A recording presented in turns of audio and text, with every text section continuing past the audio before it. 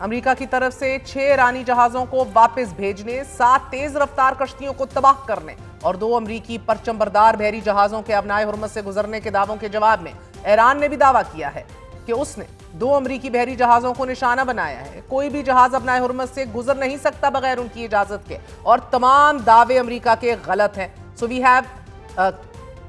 counter allegations and claims and then counter claims۔ ابھی تک دونوں ممالک نے ایک دوسرے کے دعووں کو مسترد کیا ہے۔ البتہ صدر ٹرمپ نے یہ دھمکی ضرور دی ہے کہ ایران نے اگر پروجیکٹ فریڈم کے تحت گزرنے والے جہازوں پر حملہ کیا تو اسے دنیا کے نقشے سے مٹا دیا جائے گا۔ یہ دوسرا موقع ہے جب صدر ٹرمپ شاید جانتے بوجھتے ایران کو ختم کرنے کی دھمکی دے رہے ہیں، حالانکہ ان کی یہ دھمکی جنگی جرائم کے زمرے میں آتی ہے۔ صدر ٹرمپ اس کی پرواہ کیے بغیر کہ وہ جنگی جرم کے مرتکب ہو رہے ہیں مسلسل دھمکیاں دے رہے ہیں، اور ان دھمکیوں کے درمیان آج امریکی وزیر جنگ اور chairman joint chief of staff general Dan Caine نے ایک بار پھر مشترکہ پریس کانفرنس کی ہے، اور پریس کانفرنس میں آپریشن فریڈم اور ایران کی طرف سے آئل ٹینکرز پر حملوں کے حوالے سے یہ کہا ہے کہ ہم اپنے اتحادیوں کو یہ بتانا چاہتے ہیں کہ آپریشن فریڈم ایک عارضی مشن ہے، کیونکہ ایران کو اس چیز کی اجازت نہیں دی جا سکتی کہ وہ ابنائے ہرمز سے ٹول وصول کرے، اور جیسے ہی ابنائے ہرمز کھول دیا جائے گا یہ آپریشن بھی ختم ہو جائے گا،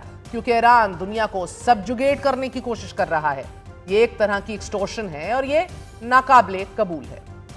امریکی وزیر جنگ نے ابنائے ہرمز کی بندش کے حوالے سے ایران کو ایک بار پھر دھمکی دے ڈالی ہے اور کہا ہے کہ امریکہ لڑائی نہیں چاہتا، لیکن ایران کو ابنائے ہرمز بند کرنے کی کسی صورت اجازت نہیں دی جائے گی، اور اگر بحری جہازوں پر حملہ کیا گیا تو ایران کو خطرناک نتائج کا سامنا کرنا پڑے گا۔ ایران کی تردید کے باوجود انہوں نے یہ بھی کہا ہے کہ 2 امریکی جہاز آسانی سے ابنائے کو کراس کر چکے ہیں، کہ جو ثابت کرتا ہے کہ ایران کا کوئی کنٹرول نہیں۔ امریکہ نے ابنائے ہرمز کا آئرن کلیڈ بلاکیڈ کیا ہوا ہے۔ امریکہ نے ابنائے ہرمز پر ریڈ، وائٹ اور بلو ڈوم بنا لیے ہیں۔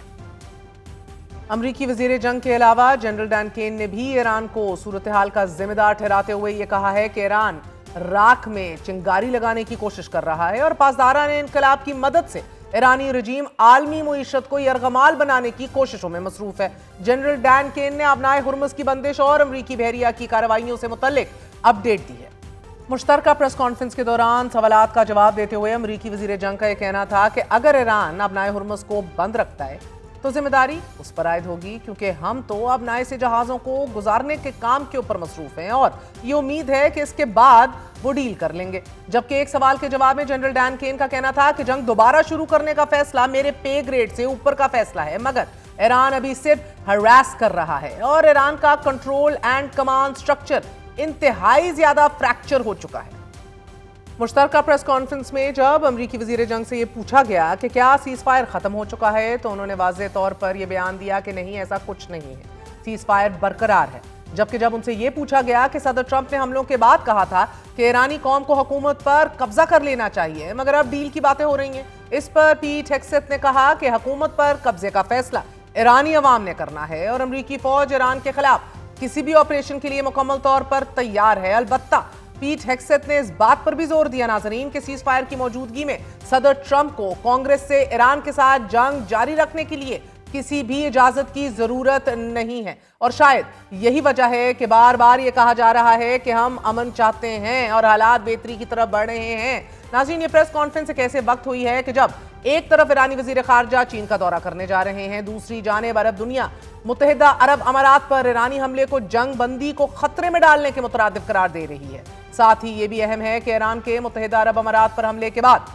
سعودی ولی عہد شہزادہ محمد بن سلمان اور اماراتی صدر کے درمیان ٹیلی فونک گفتگو ہوئی ہے، اور اس رابطے میں سعودی ولی عہد نے امارات پر تازہ حملوں کی مذمت کی ہے، جبکہ عرب لیگ کے اسسٹنٹ سیکرٹری جنرل حسام ذکی نے کہا ہے کہ متحدہ عرب امارات میں تیل کی بندرگاہ پر ایرانی حملہ انتہائی افسوسناک ہے، اور ایران ایسے اقدامات کے ذریعے انتہائی نازک جنگ بندی کو خطرے میں ڈال رہا ہے۔ یہاں آپ کو بتاتے چلیں کہ ایران کی طرف سے نشانہ بنائے گئے فجیرہ آئل انڈسٹری زون کی اہمیت کیا ہے۔ عرب امارات کی معیشت میں یہ انتہائی کلیدی اہمیت کی حامل ہے۔ ناظرین، یہ یو اے ای کا انتہائی اہم ترین اثاثہ ہے، اور اس کا شمار مشرق وسطیٰ میں تیل ذخیرہ کرنے کی سب سے بڑی تنصیبات میں ہوتا ہے، کہ جہاں تقریباً 7 کروڑ بیرل تیل ذخیرہ کیا جا سکتا ہے، اور اگر اس کا موازنہ کر لیا جائے تو دنیا بھر میں روزانہ